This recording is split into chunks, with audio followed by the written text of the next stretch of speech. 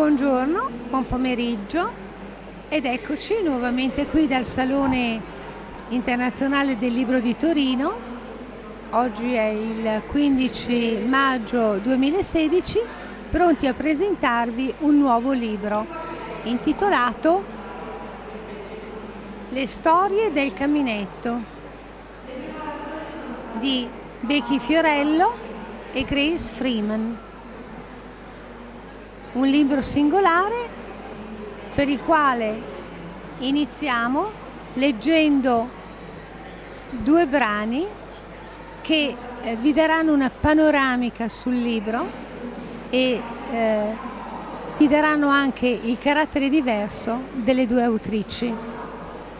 L'attrice Lella Vairo adesso ce ne legge uno stralcio.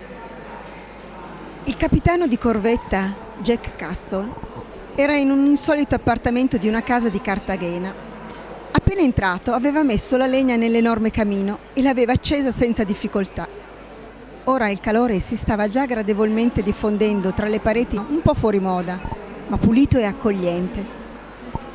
Anche a Norfolk, dove viveva quelle poche settimane all'anno in cui non era in missione nei mari del mondo, aveva un camino. Il rito dell'accensione del fuoco era per lui estremamente piacevole e il calore sprigionato dai ciocchi schioppettanti era una delle cose che amava di più. Era il conforto di una casa dopo mesi di vita su una nave, da qualche parte, tra le onde degli oceani. Era in piedi, davanti alla finestra. La vecchia casa di pescatori era affacciata sul mare, che quel giorno era grigio e freddo ed era quasi un tutt'uno con un cielo color antracite, talmente carico di nuvole da non lasciar passare nemmeno un raggio di sole.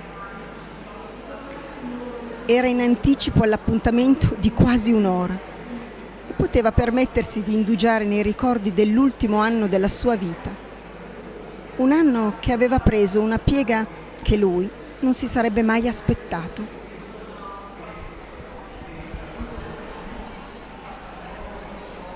Ed ora il secondo brano. Quella notte ero insonne, e non nel senso che faticavo ad addormentarmi, quello che mi succede spesso. Il sonno non c'era e avevo la netta impressione che non sarebbe mai arrivato. Non avevo nemmeno provato a mettermi a letto. Sarebbe solo servito a rendermi nervosa come un gatto. Tutti i miei sensi erano allerta. Sapevo che qualcosa sarebbe accaduto.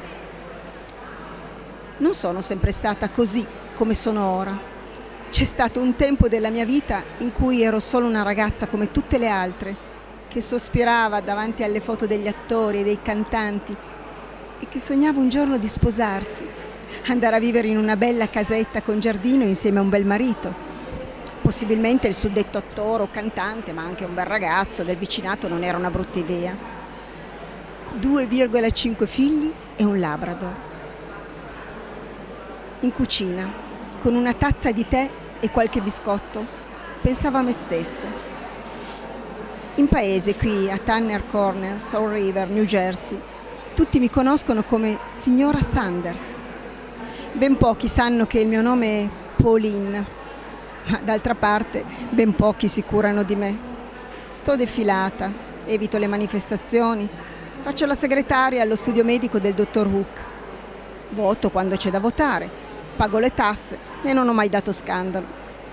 In realtà le uniche attenzioni che ho ricevuto sono state quando sono arrivata qui, giovane, senza un soldo, con una fede al dito, la storia di un marito morto in Iraq e un bambino in pancia, che poi ho tragicamente perso al secondo mese. Ma per essere sincera, sono stata io ad abortire, bevendo dell'allume di potassio diluito in una tisana. E siccome voglio essere proprio completamente sincera, non sono neppure signora, mai stata sposata in vita mia e mai lo sarò. Il mio cuore è rimasto con Bobby Potter, il mio primo fidanzato. Che fine ha fatto?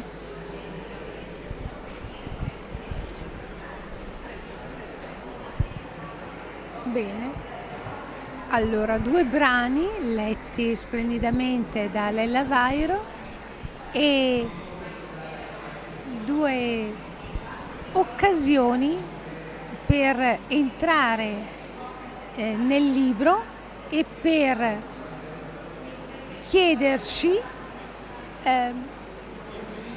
cosa c'è in queste pagine che hanno come autrici Grace Freeman, di cui noi possiamo anche dire il nome vero, che è Maria Grazia Ferrario, e Becky Fiorello, che ha anche lei un suo nome non d'arte, che è Beatrice, no? E che quindi è la figlia di Maria Grazia. 2 scrittrici, una che conosciamo già da tempo e che ci ha affascinate con i suoi racconti scozzesi, e invece Beatrice, che si affaccia nel mondo della scrittura seguendo l'esempio della sua mamma e offrendoci racconti che sono simpaticamente intriganti, direi, no?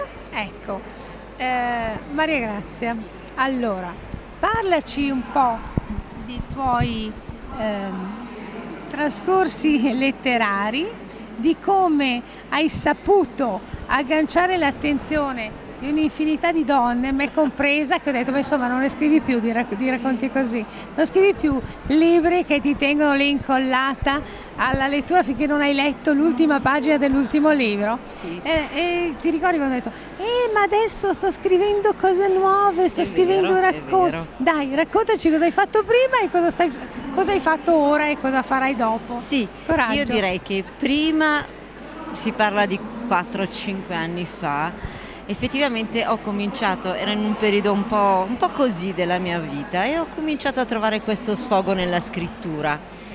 Ho cominciato a scrivere questo romanzo, il mio primo romanzo, che si intitola Qui nelle Highlands, ed era una storia una storia d'amore un po' particolare, diciamo, ambientata in Scozia.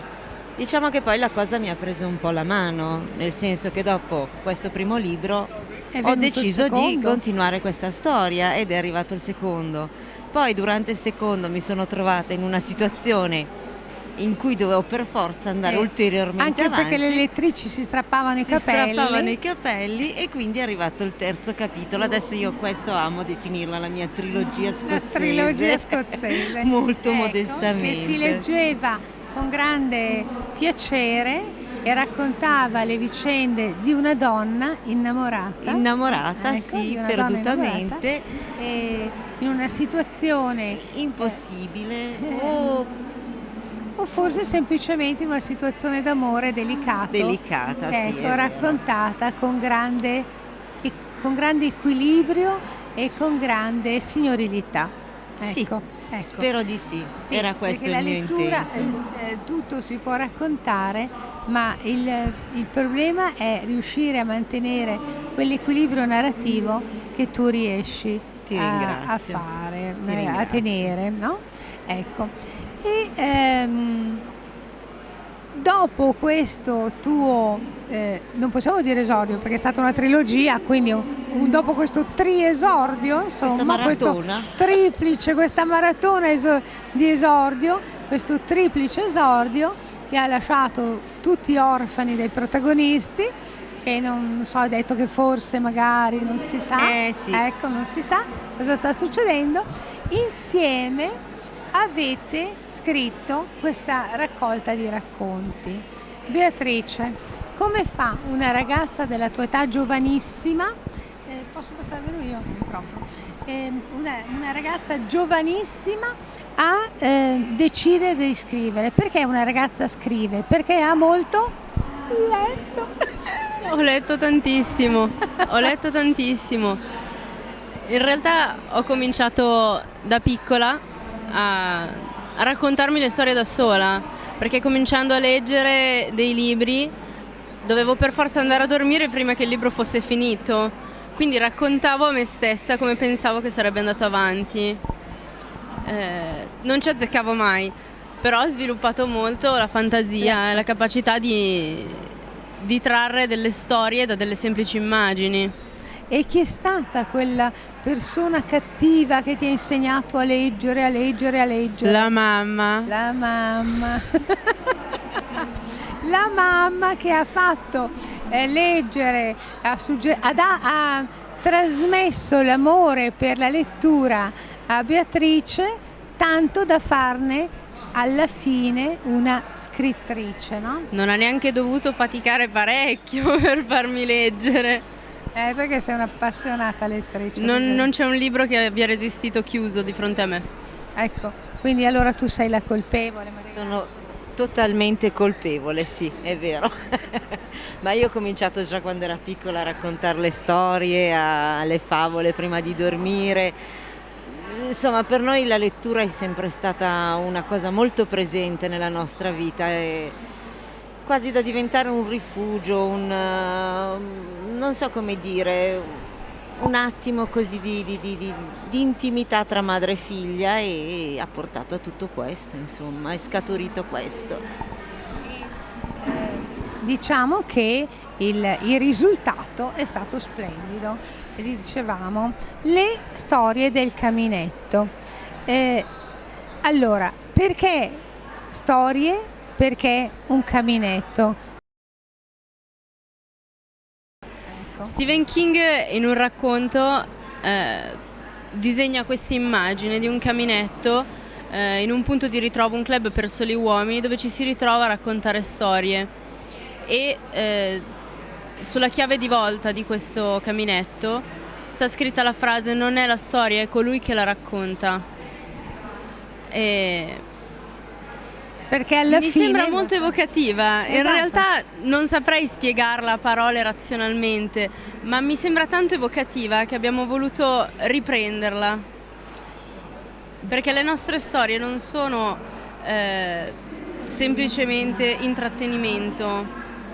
Una storia è parte dell'anima dello scrittore, quindi secondo noi bisogna anche considerare chi l'ha scritto, non è solo la storia. Perché la storia è la persona, la persona è una storia, no? Quindi questo connubio indissolubile tra chi racconta e chi è parte della storia, il protagonista della storia, è alla fine un legame. Una parte dello scrittore. Certo, ed è un legame indissolubile. No? E poi, da un punto di vista meno simbolico, leggere storie davanti al caminetto è bellissimo. Sicuramente, sicuramente. Leggere storie davanti a un caminetto. Abbiamo all'inizio sentito Lella Vairo che leggeva 2 parti di 2 racconti. Maria Grazia, raccontami di questo primo stralcio, Sì. ecco, che dà la prima impressione di questi racconti che hanno carattere particolare. Sì, diciamo di sì. Allora, lo stralcio era tratto dalla storia La Bruja, che in spagnolo vuol dire la strega, la megera, insomma. Diciamo che è una storia un po' particolare. Il protagonista è questo tenente di vascello americano, molto duro, molto pieno di sé, molto sicuro di sé, e a un certo momento nella sua vita incappa in una situazione che lo cambia completamente, e forse questo è un po' il leitmotiv di tutti i miei racconti.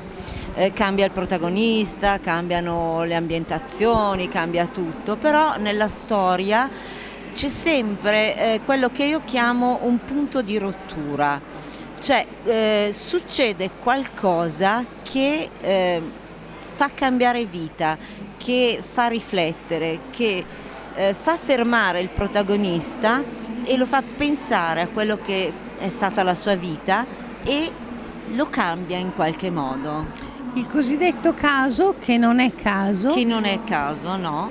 che è riflessione, è occasione di ripensamento Esatto. e che è anche causa di mutamento, perché Sì. cambia totalmente, no? Sì, e sono sempre un po', non saprei dire come definirle, ma forse il termine giusto è un po' una visione onirica, tracce dell'aldilà che spezzano il velo e entrano nell'aldilà, diciamo, e quindi rendono tutto un pochino più, come dire, il protagonista deve per forza fermarsi a riflettere, perché è una cosa talmente fuori dal normale che dà quella botta che dici no, un attimo, devo ripensare a tutto.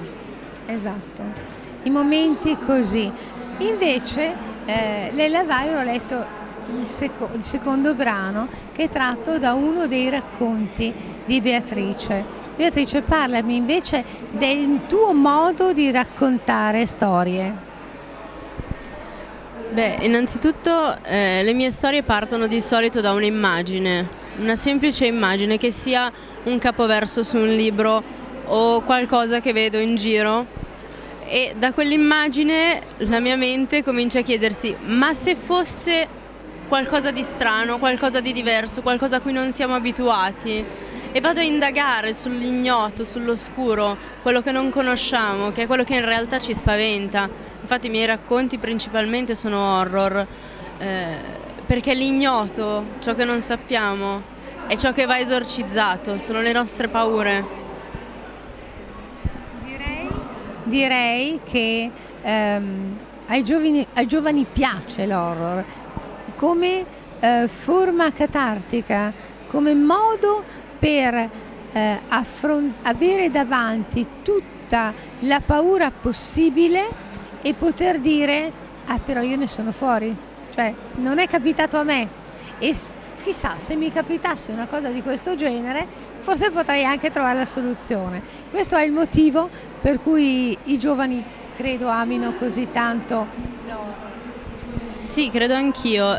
Stephen King, il mio idolo, ha detto in una delle introduzioni alle sue raccolte di racconti che appunto noi temiamo molte cose, abbiamo molte paure, molte sono razionali, la paura di non avere da mangiare, la paura di non avere un tetto sopra la testa, altre paure sono più irrazionali, mostri, vampiri, zombie, e queste paure irrazionali sono in realtà lo specchio delle paure più razionali che l'uomo ha nel cuore, e andando ad esorcizzarle, l'autore di racconti horror, di romanzi horror, lui dice: ti prende per mano e ti porta a toccare la forma sotto il lenzuolo per farti scoprire che il cadavere è il tuo.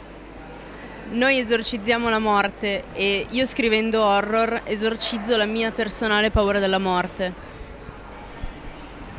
Beh, credo che vi ho dato già una impressione prima su quali possano essere i racconti. Quindi i racconti horror, possiamo definirli così, i racconti onirici, sì, no? Racconti onirici. Quindi una madre e una figlia che scrivono affondando la loro penna, intingendo il pennino, no? In quegli aspetti dell'animo umano che sono al limite, no? Quasi al limite della realtà, come diceva la famosa serie televisiva, in cui può succedere di tutto, no? Ci si può spaventare a morte e si può vedere una prospettiva nuova, una prospettiva differente, forse anche migliore, no? Potrebbe Essere, sì, perché noi non diciamo cosa è successo poi a questo capitano, però no, non lo diciamo, no, perché no, sennò poi la suspense viene meno. Diciamo solo che a un certo punto la sua mente è caduta come un puzzle che si rompe. Esatto, e però trova anche, Ha ricomposto un altro puzzle. ricompone e trova se stesso. Certo. E trova se stesso, Certo. perché in fondo poi alla fine la ricerca che cos'è? È un'indagine intorno a se stessi ed è un ritrovarsi, direi, no? Posso dire di aver centrato, no? L'obiettivo. Sì, l'obiettivo è centrato. Un racconto è sempre una ricerca, c'è sempre qualcuno alla ricerca di qualcosa. Poi nei miei racconti di solito la soluzione non è tanto piacevole. Nei racconti della mamma invece la soluzione è spesso molto introspettiva. Potremmo dire che la mamma ha vissuto di più ed è più conciliante. Forse e diciamo che Beatrice è giovane e ha quindi una visione più radicale, se vogliamo, no? Della vita, ma forse meno conciliante, più.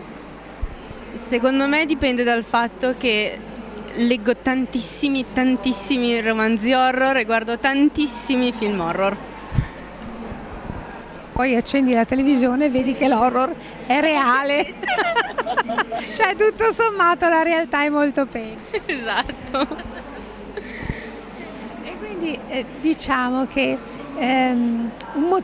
diamo ai nostri ascoltatori un motivo di lettura. Perché leggere questo racconto? Allora, gli altri racconti tuoi, abbiamo detto, Maria Grazia, tengono avvinta sono racconti d'amore, no? In cui l'amore trionfa.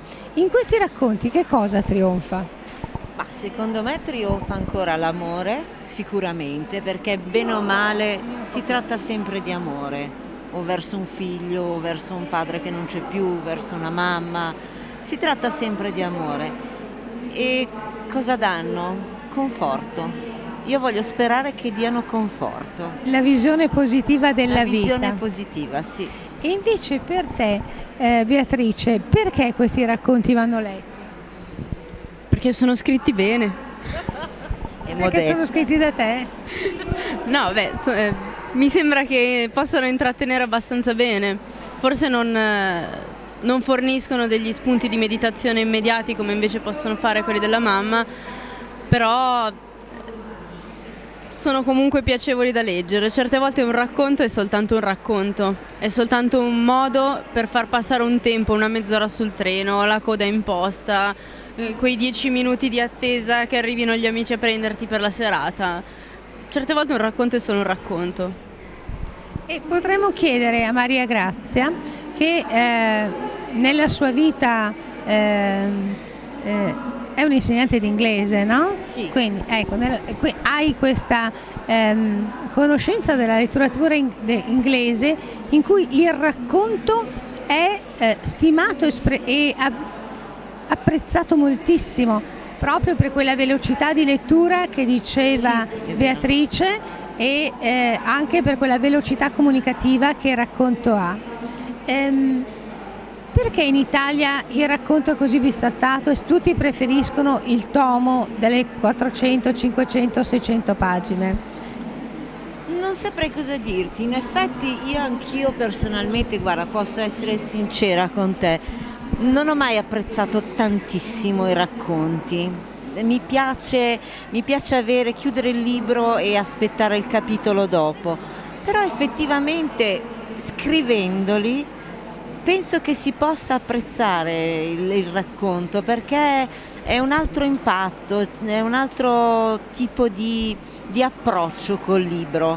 Ti leggi una storia, hai la possibilità di finirla in un'ora, perché no? Perché no il racconto? In questo tempo veloce che stiamo vivendo noi, era un'occasione di approccio alla vicenda, non solo, ma quando il racconto è ben scritto anche ad una scrittura buona. Sì, sicuramente, anche perché poi nel racconto deve essere tutto molto concentrato, ci deve essere una fine, una trama, un inizio, una trama e una fine. Certo. E quindi anche da scrivere non è semplicissimo. Uno dice scrivi racconti e quindi ok, d'accordo, sono poche pagine. Ma non è così semplice scrivere il racconto, perché deve essere tutto molto condensato, ma devi avere comunque un plot, una trama, un qualcosa, insomma. È come nell'Accadde tutto in una notte, no? Ecco. Esatto. Cioè, ciò che succede ha una velocità di narrazione e una essenzialità anche indispensabile per fare di una vicenda un racconto. Invece nel romanzo, tu appunto, ripeto, nasci come scrittrice di romanzo, la narrazione permette il ripensamento, il ripescaggio di personaggi. Sì, infatti tu ti fermi a un capitolo, poi il giorno dopo ti viene un'idea, puoi cambiare, cosa che non è possibile nel racconto perché sennò vagheresti un po' troppo. Beatrice, tu pensi di scrivere un romanzo horror o ti limiterai sempre ai racconti? Dipende se riesco a concentrarmi per più di 10 minuti sulle informazioni necessarie da raccogliere per un romanzo. Sono assolutamente incapace di cercare informazioni.